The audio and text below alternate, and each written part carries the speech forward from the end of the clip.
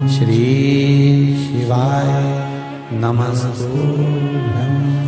गंगा के जल में एकादशी के दिन 7 बेलपत्री डालकर जो नंदीश्वर भगवान अर्थात जो शंकर जी के शिवलिंग के सामने नंदी होता है, उस नंदी के चरण पर गंगा का जल चढ़ाकर बेलपत्र शिव पर समर्पित कर देता है, उसके घर में रुपया रुकना चालू हो जाता है, फिर वो गलत जगह पर नहीं जाता। कई लोग इसको धन के लिए भी करते हैं, संपदा के लिए। संपदा के लिए अर्थात जिसका व्यापार नहीं चलता, जिसके घर में पैसा नहीं आता, या नौकरी नहीं लग रही, या सर्विस नहीं लग रही, आप अप्लाई कर रहे हो, जगह जगह जाकर इंटरव्यू दे रहे हो और पैसा नहीं आता, तो उसके लिए प्रयास किया जाता है। पर उसके लिए यहाँ पर जो धन के लिए करते हैं, उसके लिए विष्णुपति के लिए करते हैं। मतलब जैसे गंगा के जल में तुलसी के 11 पत्ते डाले जाते हैं, और उसको किसी भी नारायण के मंदिर में, राम कृष्ण भगवान विष्णु दत्त आदि जितने नारायण के मंदिर हैं, उस मंदिर में किसी भी पात्र में, एक छोटे से पात्र में उसको भरकर रखी जाते हैं महाराज। उससे भी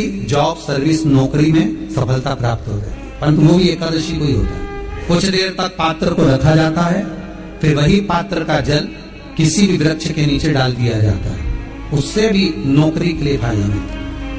गंगा का जल कोई साधारण नहीं। बेटा अगर व्यसन में पड़ा हुआ है, मदिरापान में पड़ा हुआ है, मांसाहार में, जुए आदि में जा रहा है, तुम्हें लग रहा है कि मेरा बेटा गलत मार्ग पर जा रहा है, ये मित्र दोस्ती गलत हो रही है, वो सही जगह पर आ जाए। करना है एकादशी। जिसके यहाँ लक्ष्मी नहीं गिरती हो, पैसा घर में नहीं आता हो, बहुत चिंता लगी रहती हो, लक्ष्मी से जुड़ी हुई, व्यापार से जुड़ी हुई, सोमवार की सोमवार 5 सोमवार बेलपत्री के पेड़ के नीचे एक घी का दिया लगाना चालू कर दीजिए। शाम के समय थोड़ी सी मिट्टी बेलपत्री के पेड़ के नीचे की उठा कर लिया, घर के अंदर लाकर इतनी सी मिट्टी लाकर पटक दीजिए। 5 सोमवार करके देखो, 6ठे सोमवार पर करने की जरूरत नहीं पड़ेगी, व्यापार अपने आप बढ़ना चालू हो जाएगा। जब विषम परिस्थिति आ जाए, ऐसा लग रहा है कि आपने पशुपति व्रत कर लिया, सोमवार की अष्टमी का प्रयोग कर लिया, मैंने शंकर जी की आराधना कर ली, तो भी विषम परिस्थिति चल रही है, अभी तक कोई सुधार आने को तैयार नहीं है, तब शंकर जी के मंदिर में जब बेलपत्र चढ़ाने के लिए आप जाएं, तब प्रयास करिएगा कि बेलपत्र को, अशोक सुंदरी का स्थान सबको मालूम है ना, बोलो जम के बोले जरा, मालूम है सबको? अशोक सुंदरी वाली जगह पर बेलपत्री को, डंडी वाली जो जगह है जहां से पानी बहकर जाता है, उधर रखना। उसी बेलपत्री को वापस उठाना। शिव जी के शिवलिंग पर जब बेलपत्री रखो तो डंडी का भाग, आप यहां बैठे हो तो डंडी का भाग पीछे की ओर होना चाहिए। शिवलिंग जैसे ये है तो डंडी का भाग पीछे की ओर, उसको रखकर 7 लोटा जल भगवान शंकर पर समर्पित कर दीजिए, अपने भाव को रखते हो। अगर विषम परिस्थिति चल रही है, आपने पशुपति व्रत कर लिया, सोमवार की अष्टमी का कर लिया, उसके बाद भी कार्य नहीं हो रहा, अटक रहा है, किसी कारणवश कोई फाइल मोटी है, थोड़ा समय लग रहा है, तो 7 लोटा जल का प्रयोग करें। धीरे धीरे 7 लोटा जल शिव जी को बाल्टी में भरकर ले जाए अपने घर से। 7 कलश जल शिव जी को समर्पित करना है, और समर्पित करने के बाद उस बेलपत्री को वापिस अपने ही घर पर लेकर आ जाना है। 11 दिन 21 दिन उसको रखो, फिर उसका विसर्जन वापिस किसी नदी, सरोवर, तालाब या वृक्ष के नीचे कर दीजिए। बाबा हाथ पकड़कर बाहर निकाल ही देगा। परिस्थिति अगर बहुत विषमता, बहुत विषम परिस्थिति में उस जगह पर इसका प्रयोग कर सकते। शंकर भगवान को रिझाना, बेलपत्र का प्रयोग भगवान शिव को रिझाने का जो आनंद है, शिव को जो मनाने का आनंद है, वो एक स्वरूप ही अलग है, उसका एक स्वरूप आनंद। दूसरा, आपको लग रहा है कि शरीर में बड़ा रोग होने वाला है, आपको लग रहा है कि मेरा शरीर में डॉक्टर कोई रोग, कोई बीमारी बड़ी ना बता दे, तो निवेदन है, महीने में 1 बार धतूरा, धतूरा देखा है सब लोगों ने, जो धतूरा होता है जिसमें कांटे कांटे होते हैं, उस धतूरे को हल्दी में भिगोकर शिव जी को महीने में कम से कम 1 बार चढ़ा दिया करो। कोई शरीर में जिंदगी में कभी बड़ी बीमारी तुम्हारे सामने नहीं आएगी। शिव उसको समझ, धतूरा भगवान शंकर को चढ़ाने से रोग की समाप्ति होती है, रोग समाप्त होता है। बहुत ध्यान से सुनना भाई, फिर कहूंगा, अगर दिल में कोई बात है और आपकी वो कामना पूरी नहीं हो रही, बहुत प्रयास कर लिया आपने, कामना सिद्ध नहीं हो रही, 1 लोटा जल, एक जल का पात्र लीजिए, उस जल के पात्र को लेकर उसमें थोड़ा सा लाल चंदन डालकर बेलपत्री के वृक्ष के नीचे और देवादिदेव महादेव को चढ़ाना प्रारंभ कर दीजिए। शिव को चढ़ा थोड़ा सा जल, उसके बाद में 1 लोटा जल स्वच्छ फिर शिव जी को प्रयास करो।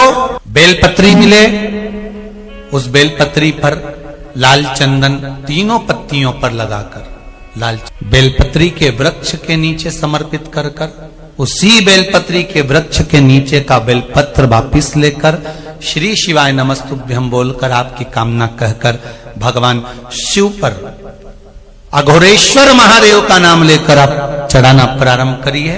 बाबा आपका कार्य 3 महीने के अंदर पूर्ण कर देगा, सफलता देगा। जिस व्यक्ति को रोग बहुत घेर रहा हो, बहुत ज्यादा रोग घेर रहा हो, एक बीमारी पूरी ठीक नहीं होती, दूसरी लग जाती है, दूसरी ठीक हुई नहीं, तीसरी हो गई, तीसरी ठीक नहीं हुई, चौथी हो गई। जिस व्यक्ति को रोग ज्यादा घेर रहा हो, तो अगर शंकर जी के मंदिर में आप जल चढ़ाने जाएं या दूध चढ़ाने जाएं तो उसमें काली मिर्ची एक डालकर लेकर जाए शंकर जी को चढ़ाने का। फिर धीरे धीरे रोग समाप्त होगा, दूसरा रोग नहीं घेरेगा, रोग समाप्त। काली मिर्ची शंकर को समर्पण करना।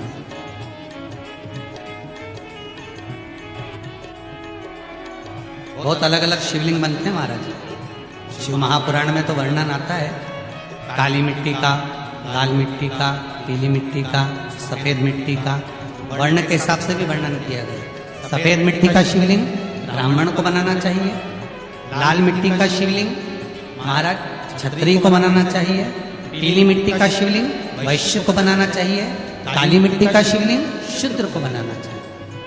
शिव महापुराण की कथा कहती है, विदेश्वर संहिता कहती है, शिवलिंग चाहे मट्टी का बनाओ, शिवलिंग चाहे आप पाषाण का रखो, शिवलिंग चाहे आप पारे का रखो, चाहे स्फटिक का रखो, पर इतना याद रखना शिवलिंग की आकृति अपनी हथेली पर हाथ को रखकर देखना, अंगूठे को खोल कर देखना। इससे बड़ी मूर्ति घर के अंदर नहीं होना चाहिए।